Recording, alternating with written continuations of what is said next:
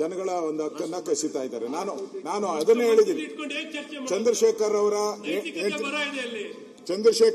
ನೋಡ್ರಿ, ಚಂದ್ರಶೇಖರ್ ಅವ್ರ ಹೆಂಡತಿ ಅಲ್ಲ, ಚಂದ್ರಶೇಖರ್ ಹೆಂಡತಿ ಸತ್ತವ್ರು, ಚಂದ್ರಶೇಖರ್ ಹೆಂಡತಿ ಪಾಪ ಆತ್ಮಹತ್ಯೆ ಮಾಡ್ಕೊಂಡು ಅವ್ನ ಹೆಂಡತಿ ಅವ್ರಿಗಿನ್ನ ಪೆನ್ಷನ್ ಕೊಟ್ಟಿಲ್ಲ, ಕೆಲಸ ಕೊಟ್ಟಿಲ್ಲ ಅವ್ರಿಗೆ. ಇವ್ರಿಗೆ ಮಾತ್ರ ಮಂತ್ರಿಗಿರಿ ಎಲ್ಲ ಕೊಟ್ಬಿಟ್ಟಿದ್ದೀರಾ, ಅದ್ರ ಬಗ್ಗೆ ಏನಾದ್ರು ಚರ್ಚೆ ಮಾಡಿ ಎಲ್ಲ ಕೊಟ್ಬಿಟ್ಟಿದ್ದೀರಾ ಅವ್ರಿಗೆ. ಯಾಕಂದ್ರೆ ಇನ್ನ 30ನೇ ತಾರೀಕಿಗೆ ಬರವನ್ನ ಘೋಷಣೆ ಮಾಡ್ತಕ್ಕಂಥ ಸಮಯ ಇದೆ.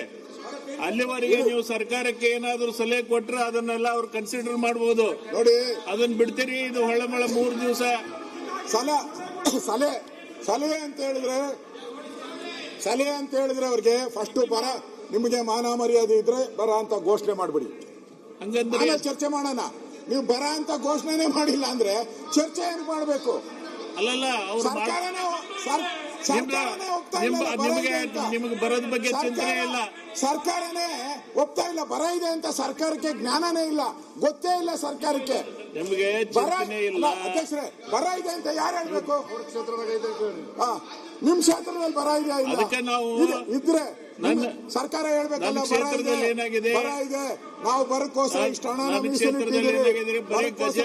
ಒಂದೇ ಇಟ್ಕೊಂಡಿದ್ದಾರೆ, ಪ್ರಾಜೆಕ್ಟ್ ಮಾಡಿದಿರಿ, ಇವನ್ನೆಲ್ಲ ಚರ್ಚೆ ಮಾಡಿದ್ರೆ ಅವಕ್ಕೆ ಸರ್ಕಾರಕ್ಕೆ ಒತ್ತಾಯ ಮಾಡಿದ್ರೆ ಆಕೈತಿ. ಎಲ್ಲಿ ಮಾಡ್ತೀರಿ? ಸಾಕಷ್ಟಿಗೆ ಎಲ್ಲ ಹೋರಾಟ ಮಾಡಿರಲ್ಲ, 4 ದಿವಸ ಹೋರಾಟ ಮಾಡಿರಿ. ಒಂದ್ ಪೈಸಾ ನಯಾ ಪೈಸಾ ಹಣನೂ ಬಿಡುಗಡೆ ಮಾಡಿಲ್ಲ ಬರಕ್ಕೋಸ್ಕರ, ಏನು ಬಿಡುಗಡೆ ಮಾಡಿಲ್ಲ. ಅಧ್ಯಕ್ಷ, ಮೈಕ್ ಚಾಲು ಮಾಡಿಸ್ರಿ ಎಲ್ಲಾರ್ಗು. ಇದಂತ ಪದ್ಧತಿ, ಮೈಕ್ ಚಾಲು ಮಾಡಿ ಸಭೆಯನ್ನ ಮುಂದೂಡಿ ಮತ್ತು ಅರ್ಧ ಗಂಟೆಗೆ ನಾವು ಸೇರೋಣ.